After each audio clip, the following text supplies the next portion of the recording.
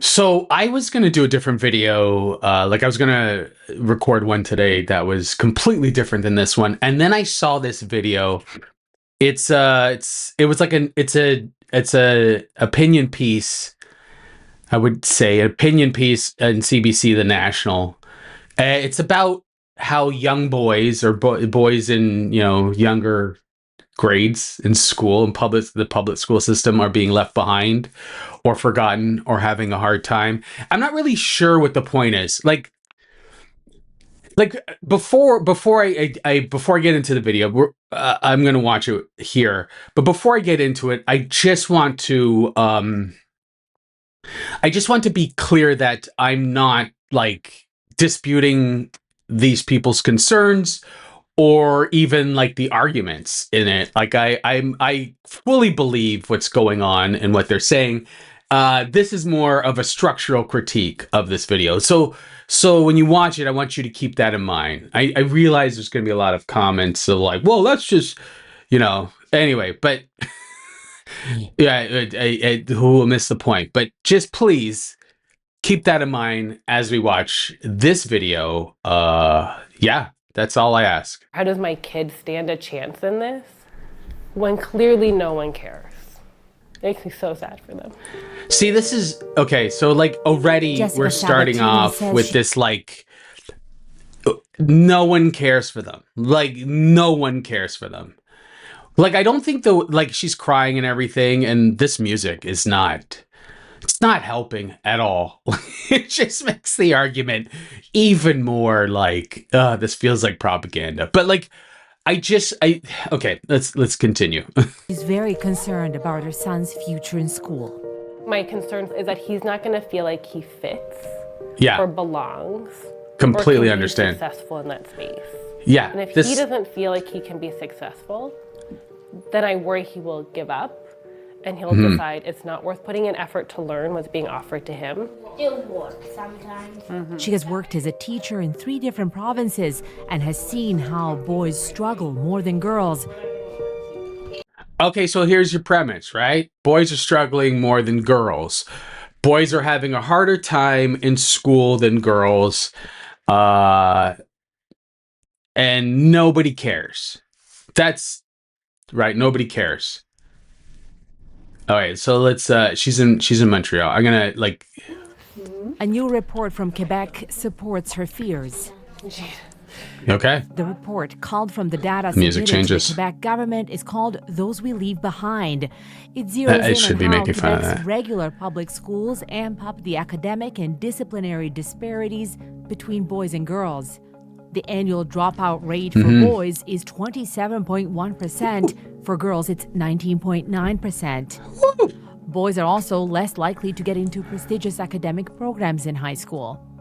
On the standardized French proficiency test in secondary school, boys are well below the median for all students, with just over 60% meeting the bar, as opposed to just over 70% of girls. She moves hand over hand.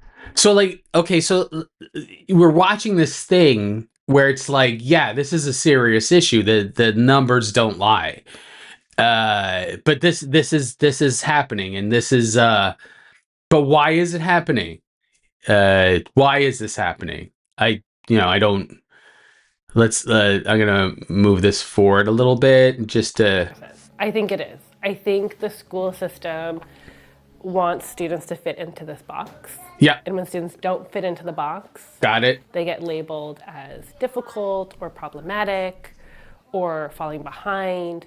This isn't just a Quebec problem. Yeah, Experts yeah. say it's happening across Canada and What? around the world. That's shocking. According to recent data, post-secondary campuses in Canada consist of 56.1% women and 43.9% men.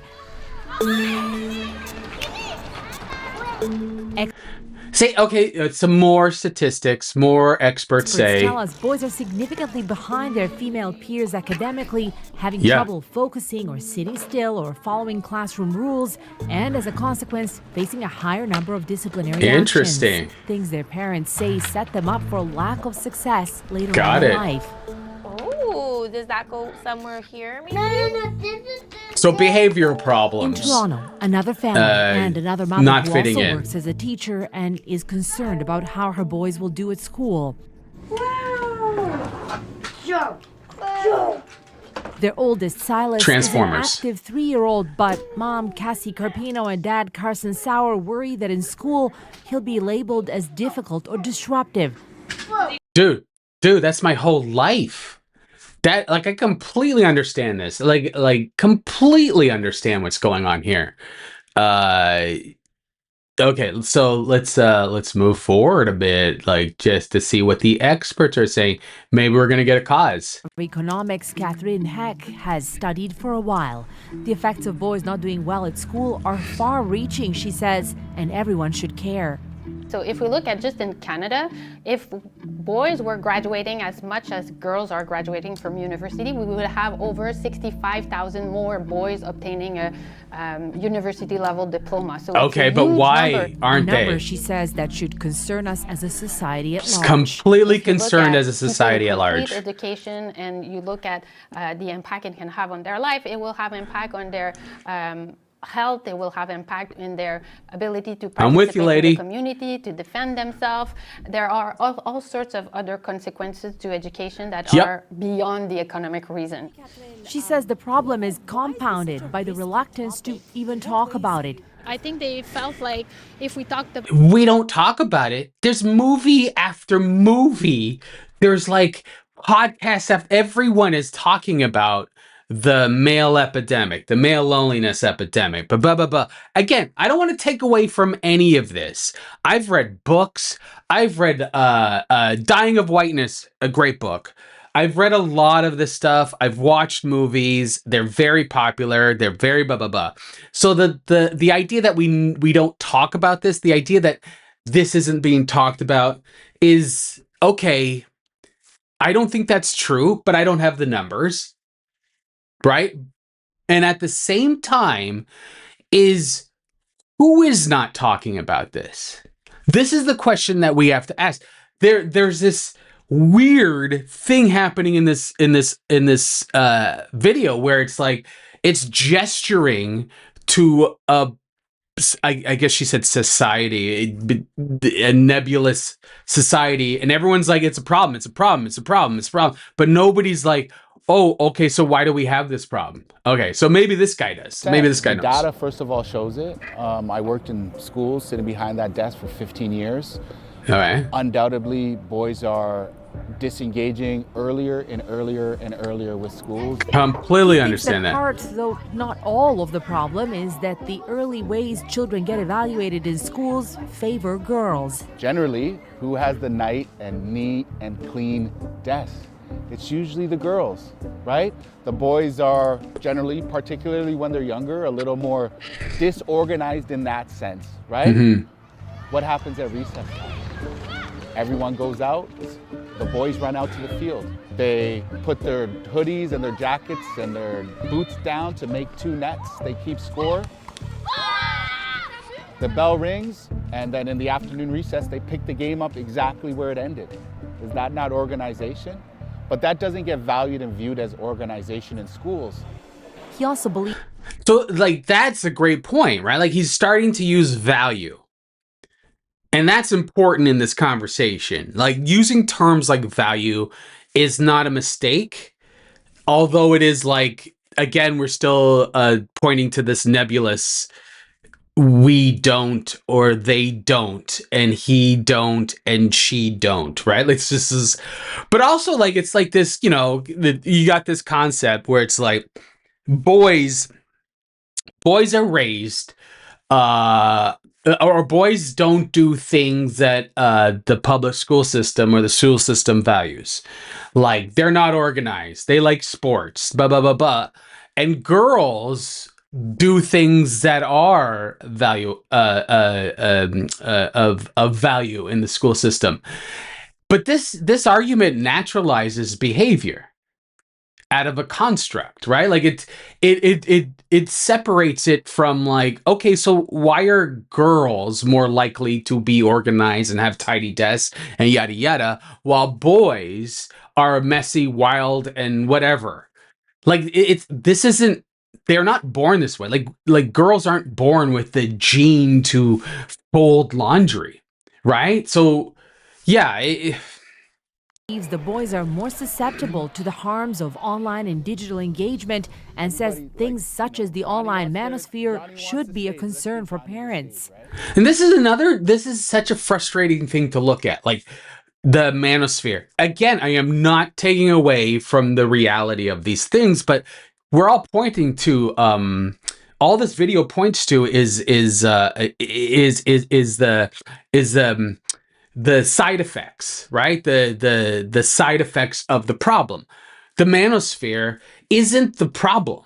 Social media isn't the problem. Like, we're all affected by stuff. The reason why the manosphere exists is because it's profitable.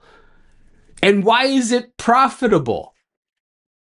It goes back to the other thing they were talking about how girls are more organized and boys are wild as shit. This argument that they're having is as old as time. It is as old as our economic system. It is old as forever. It is this gesturing to culture or society as the cause of our problems, meaning us, and not the economic system that is incentivized to have us separate, to have us looking at each other separately because we have to maintain a hierarchy. So like getting back to, oh, we don't talk about it. Like, I was reading this book about, about how white men are more likely to kill themselves because they buy guns through guns. Because they have more access to guns, and what that comes from. And there's this idea of not being able to live up to an idea that you're supposed to be this thing. And we see it, right? Like Trump is posting those videos of him, homoerotic video, photos of him as a man with two other shirtless men cheering him on, like Hercules or He-Man. Let's say He-Man Womanators Club. Like this, we create the problem, and then we have an entire industry that analyzes the problem. This is the PMC class for you, if you will. Let's see if they're going to say anything. Those new fears, new stakes came up with many of the people we interviewed. In Okay. addition to the more pragmatic worries about, say, boys not being able to find work, parents also worried about poor mental health outcomes or them falling prey to toxic misogynistic influences in real life or online. This is a toxic misogynist influence right now. That elephant goes like that. My fear is that if he's not getting the validation at school or in education, he's going to find other places, and maybe not the best places. Becoming against institution and against schooling and against education. That's what we don't want for him. In fact, it's a problem large enough that the federal government recognizes it. The government is working on a first ever men and boys health strategy to be rolled out later this year. Oh, stop it. Stop it. Men and boys health strategy. It's like, okay, so that, like, the study of, they did a study about how black kids and Puerto Rican kids in New York in the early 80s were susceptible to asthma, and they couldn't figure this thing out. Turns out it's because they built a goddamn highway through their neighborhoods. This shit, like they did this during Black Lives Matter. The Trudeau government was going to do, like, we're going to set aside money for healthcare for black youth. And it's like, but everyone can use healthcare. Why can't we just have free healthcare? Right? Like, why can't this be a health issue and everyone get it? Boys, men, every indigenous people, black people, everyone has access to healthcare. This selective outrage bullshit machine that just keeps, picking the one that's in, as opposed to the entire society, is like it. This is the problem, right? This is. You're doing a video about how the metrics of young boys in public school, what they bring to the table isn't profitable or productive, and then you're turning around and being like, but their mental health over everyone else is productive. we can do a mental health thing for them. It's just like it's Ouroboros. It's the snake eating its tail. Fucking liberal society. It's aimed at reducing mental health harms. It cites some alarming Now statistics. let's keep going.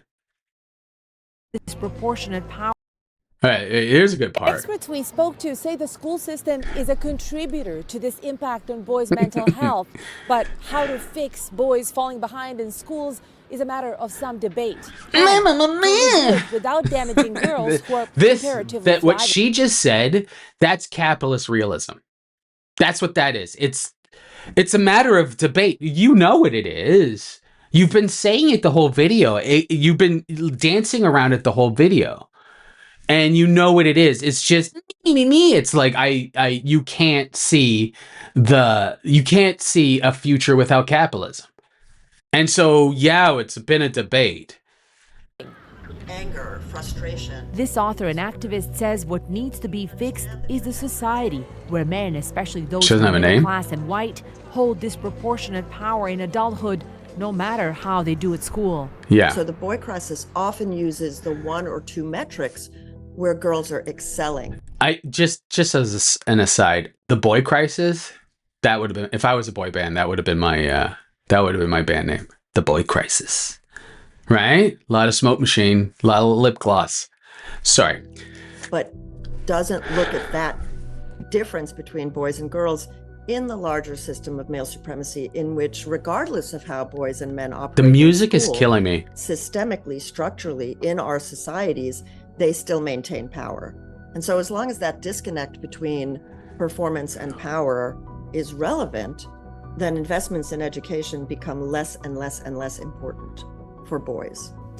But Heck says that's not how this should work. All right. Even if in the labor market, boys are still having higher income than women for a similar occupation. So this is a different problem, but you don't solve the labor market problem by... I am jimming the camera right now.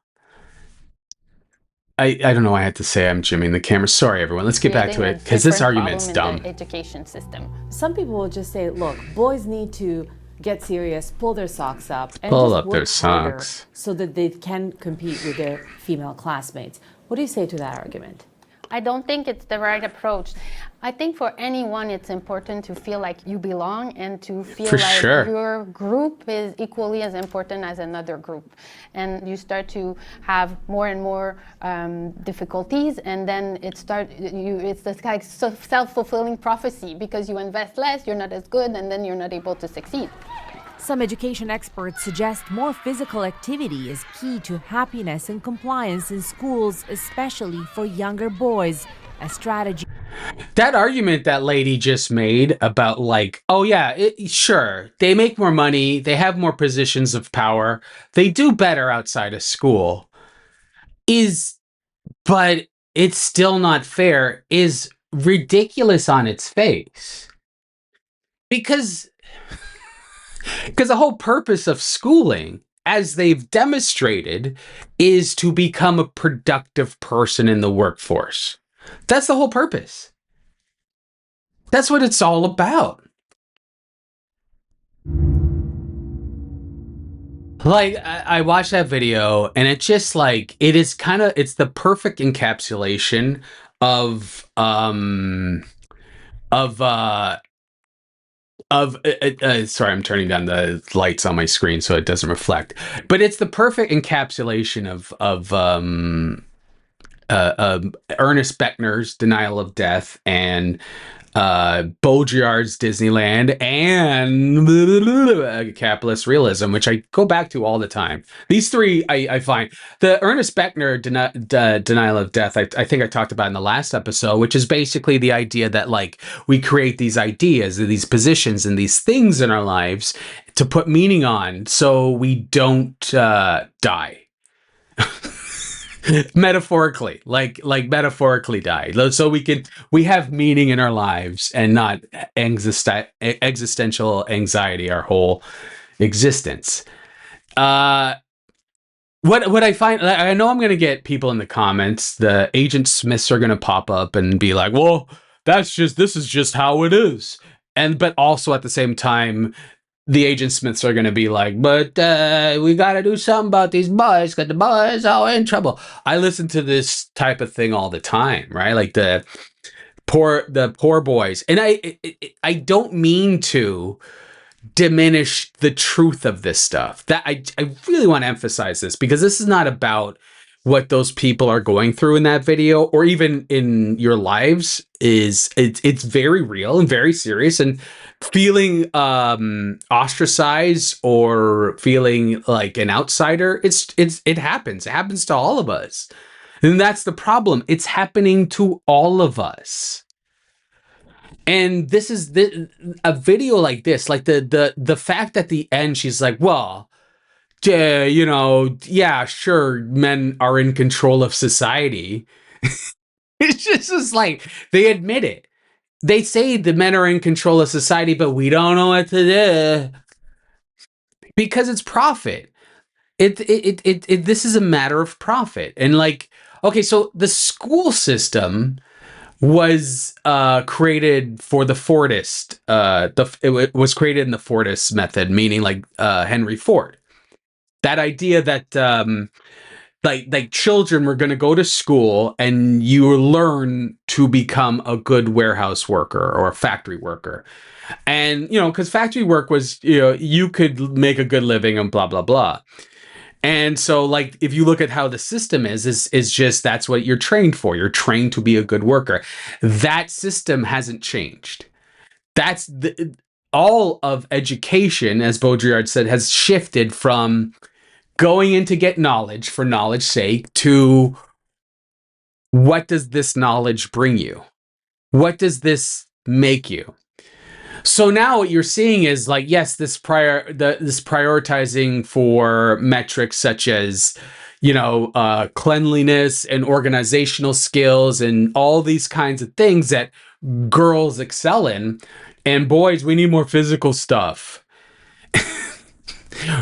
And it's like, well, the problem is that what we're doing is, yes, it's a fundamentally narrow aspect, because it's dehumanizing. You're looking for the most productive people.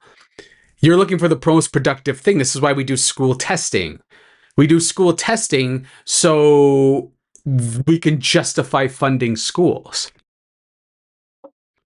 Like, if you look at the special, not special education, but when they're smart, see, the separating already, the competition in schools, all of that kind of stuff. But the gifted classes is a perfect example of what's wrong with the school system. You read Pedagogy of the Oppressed, and not wholly, not completely, but the gifted programs in a lot of schools in Canada reflect pedagogy, what they're talking about in Pedagogy of the Oppressed. It's very free. It's very it's students kind of get to pick what they want to do. They get to they get extra time for, say, things like taking tests or exams. They're treated better than the regular students, but I would argue that the regular students should be treated like that. The problem is that these kids have been graded and evaluated to become productivity monsters. Yeah, that's wrong. I should say they're graded and evaluated to become the PMC class, the professional managerial class. They will be in charge of everyone else. And the other people, it's like, okay, well, what do you play sports? Okay, we'll give you money if you play sports. But after that, and it's just degrading, like in shintification in public schools. It's a real thing. So like that video, I watched it today, and it's just like, this is a shell game that they're playing. They're like, oh, well, the schools don't